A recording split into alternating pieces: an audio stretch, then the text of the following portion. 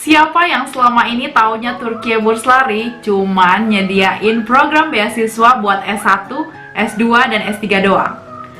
Kalau selama ini kamu berpikiran kayak gitu, kamu keliru. Mungkin kamu harus nonton video ini.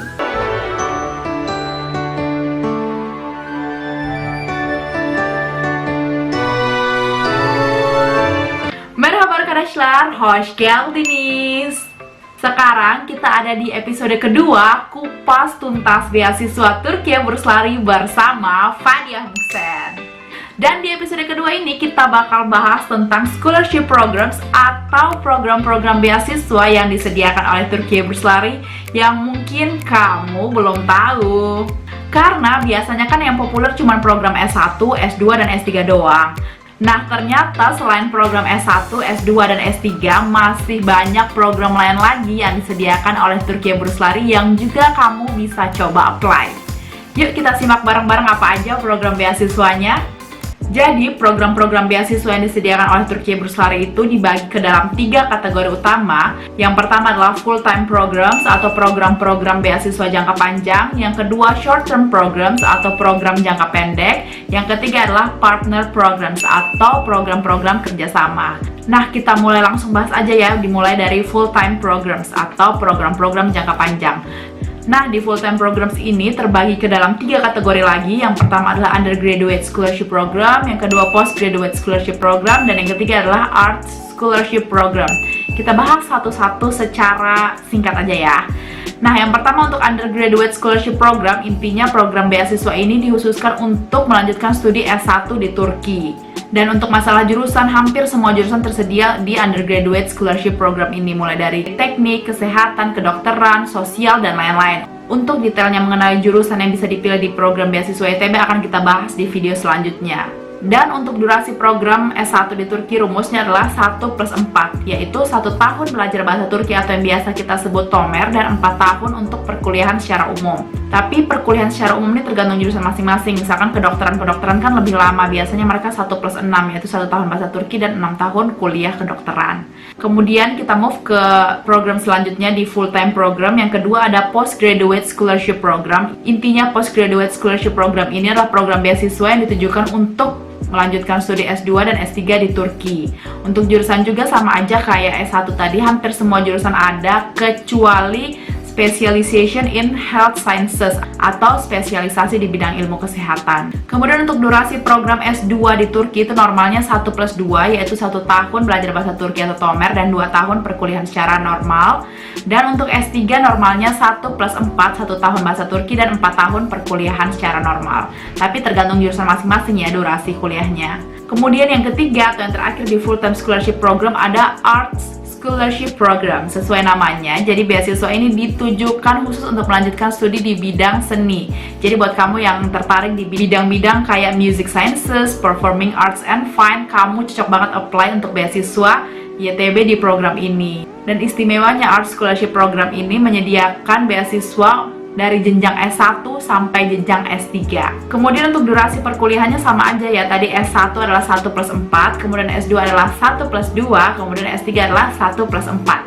Nah, itu tadi untuk full-time program atau program jangka panjang yang biasanya paling umum kita tahu, yaitu program beasiswa S1, S2, S3 yang disediakan oleh YTB.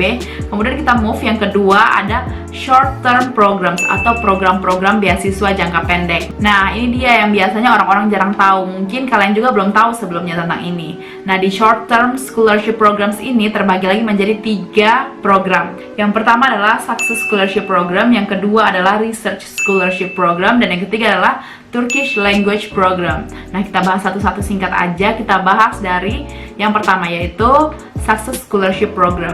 Jadi Success Scholarship Program ini ditujukan khusus untuk mahasiswa asing yang sudah kuliah di Turki menggunakan biaya mandiri atau mahasiswa non-beasiswa YTB yang mempunyai prestasi akademik yang bagus. Jadi untuk kamu yang udah kuliah di Turki dan mempunyai GPA atau IPK yang lumayan, kamu bisa apply untuk beasiswa Success Scholarship Program ini. Dan durasi pemberian beasiswa hanya 1 tahun atau 2 semester, makanya ini termasuk dalam Short Term Scholarship Program atau beasiswa jangka pendek. Kemudian yang kedua di short term programs atau program beasiswa jangka pendek ada Research Scholarship Program. Nah, sesuai namanya, beasiswa Research Scholarship Program ini diberikan untuk para peneliti atau akademisi asing yang ingin berkolaborasi dengan akademisi Turki untuk melakukan penelitian di bidang akademik di universitas-universitas terbaik di Turki. Dan program beasiswa ini hanya dikhususkan untuk mahasiswa PhD aja atau mahasiswa S3. Durasi programnya adalah 3-12 bulan. Kemudian yang terakhir di Short Term Scholarship Program ada Turkish Language Program for Public Official and Academicians. Nah, sesuai namanya, program ini dikhususkan untuk foreign public officials, diplomat, akademisi, atau para peneliti yang ingin belajar lebih dalam tentang bahasa Turki dan mengenal kebudayaan Turki. Dan durasi program untuk beasiswa ini adalah 8-10 bulan. Nah, untuk program yang ketiga yang akan kita bahas yaitu Partner Programs atau program-program kerjasama. Jadi program-program ini bukan merupakan beasiswa YTB, tapi pihak YTB itu bekerja sama dengan lembaga-lembaga atau instansi-instansi untuk memberikan beasiswa kepada para mahasiswa. Langsung aja kita bahas. Di sini ada beberapa program beasiswa. Yang pertama itu ada Profesor Dr. Fuad Sezgin History of Science Scholarship Program. Jadi beasiswa ini dikhususkan untuk kamu yang ingin belajar di bidang History of Science atau ilmu sejarah dengan konsentrasi atau fokus di Islamic Science History atau sejarah Islam.